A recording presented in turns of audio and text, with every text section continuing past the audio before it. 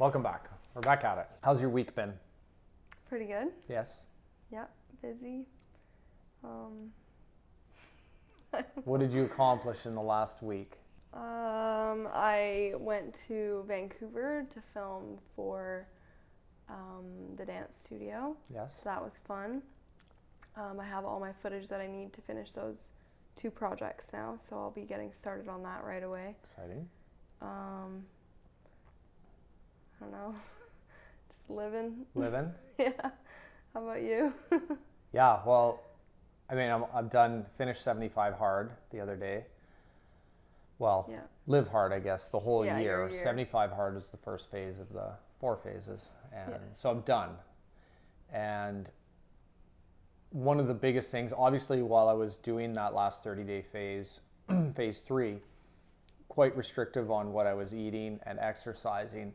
And even though for the first 3 days, like, because I was after I'd finished and I didn't like go and binge on a crazy diet, Yeah. but we did go out for dinner and ate some other foods, and literally I definitely noticed a difference in my level of energy and focus and just how I felt and how I was sleeping.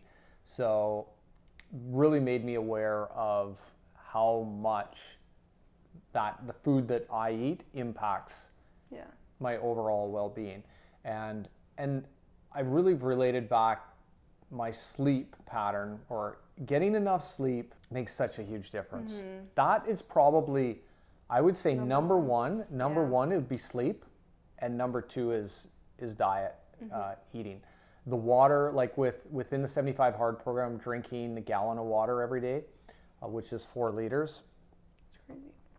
I had mentioned this before, that I notice, like, drinking 2 liters of water today, or drinking 2 liters of water per day is probably, for me, what I would say about optimal. I don't notice. So is that one of those? One of your water One of bottles? those is 2 liters. Yeah, Okay. my Stanley is 2 liters. So having one of those a day, I feel good. Having the extra one to drink 4 liters of water today, it doesn't make me feel worse, Right. but I don't notice physically that it's any better. I think the challenge and part of 75 hard of drinking that much water is physically being able to get that done in a day. It's more of the working with timing and scheduling and the mental toughness that it takes to just get Yeah. things done. But as far as how I physically feel, just getting enough water, and for me, that's probably about that 2 liter mark per day. Feel really good. Good. And I also decided I'm going to take a break from coffee. I don't drink a lot of coffee, but the reason that I wanted to take a break from coffee is, and I really only have 1 coffee a day, maybe Yeah. 2, Yeah. rarely 2, but 1. I like to have 1. My thought behind taking a break from it, and I've never been a big coffee drinker, but I'm seriously wondering, because doing more and being overwhelmed and just dealing Yeah. with more things and growing and doing more business and training agents and everything that I've got going on, I was starting to wonder if coffee was actually working against me instead of for, in terms of dealing with stress and handling pressure and getting things done. I think maybe the short... You're feeling like it's stressing you out, kind of, or what? I'm wondering if it's the coffee that's actually making me feel a little bit agitated and Because you didn't anxious. drink any when you were on 75 hard, right? I had no. Or were you? Some of the phases I did. The last phase I had coffee. I was drinking. I would have okay. like 1 a day. Oh. I never through 75 hard. I never just did. I stopped having sugar or anything in my coffee, but Right. I didn't just stop having coffee. But I also, at the beginning phases, like a year ago, I wasn't dealing with as many things on a daily basis as I am right now. Right. So what I was wondering is the coffee making me feel anxious? And then through the mid part of the afternoon, am I getting tired and am I being less productive because of that crash? Yeah. So right now, I've just decided You're gonna just stop. No more coffee, and I'm going to see if it makes any difference. So I'm going to try that. Or will you have any caffeine at all? What about like a cute matcha? A cute matcha.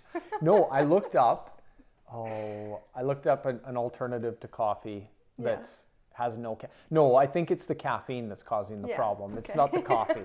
It's not the coffee, it's the caffeine. Okay, sounds good. And I've even thought like decaf, sure, but I just want to cut it out completely because even decaf has some caffeine in it. And just to see if I'm more calm and focused, I guess. So we'll see. Yeah. I'm going to definitely for 1 week for sure. I'm going to see where I'm at. Have you ever thought about or have you ever tried the like bulletproof coffees? Yeah, well, like with Has butter that made and a difference at salt. all? Well, if it has caffeine, it has caffeine. I It's guess. more, it's less about removing the coffee and more about removing caffeine. Right. Yeah. Is my thought. I think it's the caffeine, like just jittery a little bit, and I would say unsettled at some points of the day, like where I just feel like I'm behind, that I'm not getting as much done as I need to, even though I am. Yeah. Like I'm getting things done, but I feel like I'm not, and I'm wondering if the caffeine is what's causing that anxiousness because this feeling that I've had over the last, I would say probably over the last 2 weeks has been, I felt more overwhelmed than I have in the past. And I think I've been drinking more coffee than I have in the past. Right. So anyways, that's my logic behind What that. if it's just that like you are taking on way too much? Well, I am maybe taking it's not on more. coffee's fault. Well, yeah, and having to say no to certain things, I am having to prioritize what's important. And I feel like I have been saying yes to some things that are really not as high on the importance scale, that are taking up time and energy, rather than staying focused to the high priority tasks which would produce the highest results. So but I think that happens to all of us, where absolutely. we kind of, it's like get to a point where we're taking on too much, and then we have to just scale it back and say, no, these priorities are priority. This is my priority. These are the things I'll focus on, and get rid of some other items. Yeah. Well, I guess we'll see. We will see. I feel good. Like as far as my energy level goes today, like I don't really drink coffee because I feel like I need a boost. Like I don't drink it because I'm tired, or I drink it because it tastes good. Like I just like the way that it tastes, and it's kind of nice, especially in the winter when it's cooler, to have that warm drink. Yeah. And yeah. Yeah, I hear you. I used to like the taste of coffee a lot, but I don't drink it anymore. No. Why did you stop? I became too dependent on it. Like if I missed a coffee, like I would have a headache the whole day, and I would also get jittery, and so I stopped like years ago. And are you better off for it? Yeah, definitely. Yeah. Definitely. Yeah, like, and I can go a day without like having tea, and like I'm fine. Right. Like I'm not as dependent on caffeine anymore, which is nice. Yeah. Okay. Well, see, and that's what my thoughts are. So yeah, I'm sure that it'll affect me in the same way. Yeah, probably. But it's kind of a social thing. I mean, it is, anyways. It is nice to go for a little coffee. Yeah, like to go to the coffee shop, right? Yeah. Hang out and see some people, right? So because already I'm going to the coffee shop and I'm not getting any of the good stuff, like because I've been restrictive on my diet. Yeah. But I still really like the meat and fruit. I'm telling you. You're loving the meat and fruit. Oh. Your pictures that you're posting every morning, they're getting like more aesthetic. So as simple. we go I'm on. choosing colorful things. I see that. You should. Do you like kiwis? Yeah. You should do that next week. Yeah. Because those should buy are some colorful. kiwis. And I got some pineapple now. But yes, meat and fruit. So high protein and the fruit, and literally probably, other than I feel great when I eat it, the other side of it is it takes no more than 8 minutes to prepare. Right. Right? So it's like cook up steak, cook a pound of salmon. Do you eat lunch? You don't. I do. I typically am having some kind of leftover meat or something at lunch, but I don't feel eating this way, if I don't eat lunch or I'm late to eat lunch, I'm not You're starving. fine. Like Right. if I eat a really delicious muffin in the morning, midpoint through, like at noon, I'm feeling like I definitely need something. Like I'm like feeling there's a void there. Right. But on the meat and fruit, You're satisfied for longer. longer, definitely. And I don't see the up and down spikes in terms of like getting like hunger and lack of energy.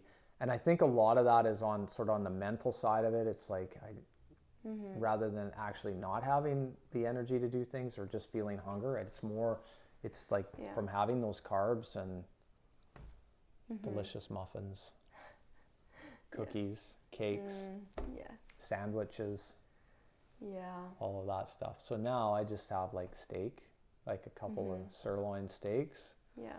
with some fruit on the side or an avocado. Avocado counts as fruit. Yeah, I need to eat more lunch. I never eat lunch in one. Yeah. I eat a very large breakfast in general. It's good. Yeah. My wisdom. Yes, I do have Wednesday wisdom. Since the election is now over. And we saw that the result actually doesn't really matter. But regardless of who wins an election, and this is the same, this is North America wide, it doesn't matter if you're in Canada or the US. Like 30 to 40% of the people are going to be happy, 30 to 40% are going to be upset, and then there's 20% in the middle that either don't care or they don't know what's going on anyways. And so it just like, because right after the election, so the next morning, you go on your Facebook, or I went on my Facebook, and I'm looking at it, people are like, we're all screwed, the world is over, I can't believe people are so stupid, is what one person says. And then the other is like, thank God that the Liberals won, and I haven't been able to sleep for months because of been fear of that they're not going to. So either way, but you cannot. Someone will always be unhappy. Yeah. For sure. So my Wednesday wisdom is you cannot let something outside of your control dictate your happiness and your mood, right? Yes. Like really, I mean, you're one vote, and sure you say, well, cumulatively, all the votes count. Yes, but your one vote, you don't have control over who's going to win that election. So to think that the next morning that your life is over and ending because of that result, why? You were living the day before in the previous 4 years with that party in power, and you made it through. So why now is the world over? So I just saw people crumbling. They're completely getting off track. And so how long, when you're impacted by something that you feel is negative, and whether it's an election or you get bad news or whatever it is, how long are these things taking you off track? So my Wednesday wisdom is you need to become aware, and this is something that I become aware of, is that when I get derailed off track, I need to bounce back quicker. Right. So my wisdom is really, don't let these things outside of our control impact how we move forward, our track, like get us off track. And if we do get off track, what mechanisms can we put in place to get back on track sooner? Nice. Yeah. And I think one of the things for me is definitely reading books, like positive books or books on growth, listening to podcasts that focus on that, because it gives you have somebody else talking about how to have high performance, productivity, achievement. But I've also learned that 80% of people don't care about productivity and achievement and high performance. So it's very hard to go into a crowd of people or into an organization if you are the leader or the person who's on a track to do more and ask them for advice. If you just ask the general public for advice, you're going to get general public advice. You're not going to get leadership, high achievement, like people that are just out there doing and kicking ass. They're out doing and kicking ass, and you're asking people who don't care about what they think, and you're not going to get the right response. Yeah, you can't ask for advice from people that you don't want to be in their position, or you don't look up to them. If they haven't done what it is that you want to do, then it's hard to take their advice and act on that advice, because they're giving advice from a place of what they think but not what they've done. Yeah. Right? So I've learned that in a big way. And even, you know what, even a lot of these books that I read, they're books that are that that author's opinion about how they think something should be done or could be done when they haven't actually done it themselves, right? Because there is a big difference between knowing and doing and bridging that gap. And the doing can only come from experience and taking action and learning the hard way. Just reading about something or having somebody tell you about something, you can have knowledge but not be able to implement it into a daily life, right? So I'm looking for an administrative assistant, we're going to say, like yesterday. Oh. Friday we'll do some interviews. Do you remember when you thought you could make it till June? That's funny. Well, it's almost June. And it might be June by the time. Yeah, I guess. But the biggest challenge right now is that I am doing low dollar tasks and high dollar tasks at the same time when somebody else could be doing those low dollar tasks, so I can do more high dollar tasks, high dollar return. Yeah. And yes, it's going to be good. I mean, you look at any large organization has staff. Yeah. They have employees and they grow. And so for me to think that I can grow and achieve and have a high level of success without having employees is just crazy. Right? And you've done that for a long time. Yeah, I've definitely maxed out. My personal productivity, I feel, is maxed. And I feel that there are people, especially in the real estate business, agents that bring on an assistant way too soon. Or even other businesses that have multiple staff when they haven't maxed out the productivity of their existing staff and they're already adding more. So I think that's important as well. Because until you're as productive as you can be personally, why would you want to add somebody else? Like, anyways, if you're hiring somebody so you can sit on, be lazy and sit on your ass, then that's a problem. Right there before. But okay, we'll see how I am next week. No coffee. If I make it through. The craziest thing is the willpower, the discipline. I would just say not willpower, but discipline. Okay. To make a commitment to something and then follow through with that commitment, that's discipline. Yes. And my discipline is greatly affected by my sleep. If I have lack of sleep, it's very easy. Well, you had a late night last night. How are you feeling? Oh, no. Last night? It was not. Last night was fine. I guess it wasn't that late. I was golfing, but I wasn't. Right. No, I got at least 7 hours of sleep, so I'm good. But it's when I get less than 7 hours, it's easier to not do some meal prep and eat the good things. Oh yeah. Oh, I was going to also say I'm going to do the 60-day cut.